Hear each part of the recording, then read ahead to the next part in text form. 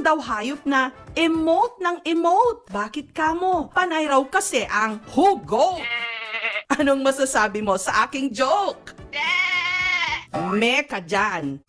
Ang pag-aalaga ng kambing ay isang lumalaking industriya sa Pilipinas na nag-aalok ng maraming benepisyo mula sa pagkain hanggang sa kita. Sa lalawigan ng Aurora, aming sinuyod sa Barangay Sala, Dipakulaw, Aurora, ang isang ginang na tinaguriang Eva sa larangan ng pagkambingan. Siya ay si Ginang Armida. Siya ay nagwagi sa kompetisyon sa Search for Eva sa larangan ng pagkakambingan noong ika-28 Mayo 2024 na ginanap sa Baler, Aurora. Ito ay ang Woman in Livestock ng Department of Agriculture sa lalawigan ng Aurora. Nag-umpisa akong mag-alaga ng kambing taong 2020. Simula nang ang aking kapatid ay nag-abroad. Binigyan niya ako ng 5 inahing kambing at isang bulugang o lalaking kambing. Ito ang aking naging panimula. Nang maglaon, napalago namin ito katuwang ang aking asawa at naging 32 na sa kasalukuyan. Ako ay 4 na taon na sa pag-aalaga ng mga kambing.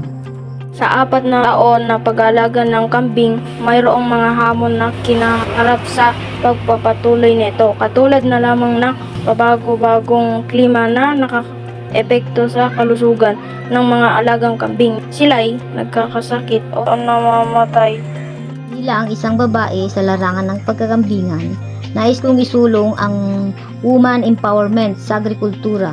Layunin kong maging inspirasyon at modelo sa mga kapwa ko kababaihan na sumubok at maging matagumpay sa kahit anong bagay katulad na lamang ng industriyang ito. Alam niyo ba na ang Chevron o laman ng kambing ay nagtataglay ng protein, zinc, vitamin B12, iron at potassium? At kumpara sa ibang laman, mas mababa ang total fat at saturated fat nito. Maraming benepisyo ang maaaring makuha sa pag-aalaga ng kambing. Ang kambing ay maaaring maging source ng pangkabuhayan, pagkain dahil sa karne at gatas nito na mayaman sa mga bitamina. Ito rin ay nakatutulong sa kalikasan bilang natural na pest control pang-agrikultura. Dahil ang kanilang pagkaing damo ay maaaring makatulong sa pagkontrol sa damo sa sakahan. At ito rin ay nakakatulong sa bilang organikong pataba dahil nagiging fertilizer ang dumi nito. Ang Municipal Agriculture Office sa bayan ng Dipakulaw ay patuloy na sumusuporta sa mga magkakambing. Nagbibigay kami rito ng training ng goat management kung saan natututunan nila ang tamang pabahay ng kambing, ganoon din ang tamang pamaraan ng pagkakain. At natutunan sila rito gumawa ng forage para sa pagkain ng kanilang kambing. Ganoon din po ang patuloy namin pagbibigay sa veterinary health services na kung saan bibigay kami dito ng purga, vitamins, paggagamot sa may sakit at castration sa mga kambing. Ang industriya sa pagkakambing ay napaunlad sa pamagitan ng mga kaalaman na itinuturo ng agricultural sector sa mga mamamayan sa pag-aalaga at pagproduksyon o pagpaparami ng kambing. Sa tulong ng Department of Agriculture, natuto kami sa tamang paraan sa pag-aalaga ng mga kambing. Malaking bagay ang papel ng mga organisasyon o mga ahensya ng pamahalaan sa agrikultura sa pagsuporta sa mga nag-aalaga ng kambing sa pamamagitan ng pagsasagawa ng mga training at seminars na naglalayong makatulong magbigay kaalaman sa pag-aalaga at produksyon ng mga kambing.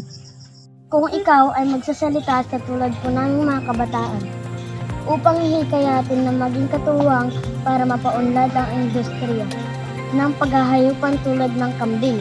Para sa mga kabataang tulad ninyo, hinihikayat ko kayong maging aktibo sa pag-unlad ng industriya ng pagkakambingan para kayo ay makatulong sa inyong mga magulang.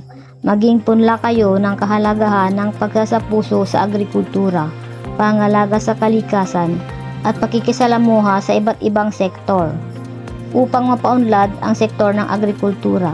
Madali lamang ang mag-alaga ng mga kambing, kailangan lamang ng inyong dedikasyon upang matuto sa pag-aalaga, upang mapalago ang industriyang ito para sa inyo at sa susunod pang henerasyon. Mahirap man o marami pang kakaining damo, darating ang araw na ginhawa'y matatamo. Yan dapat ang pare-pareho nating hugot.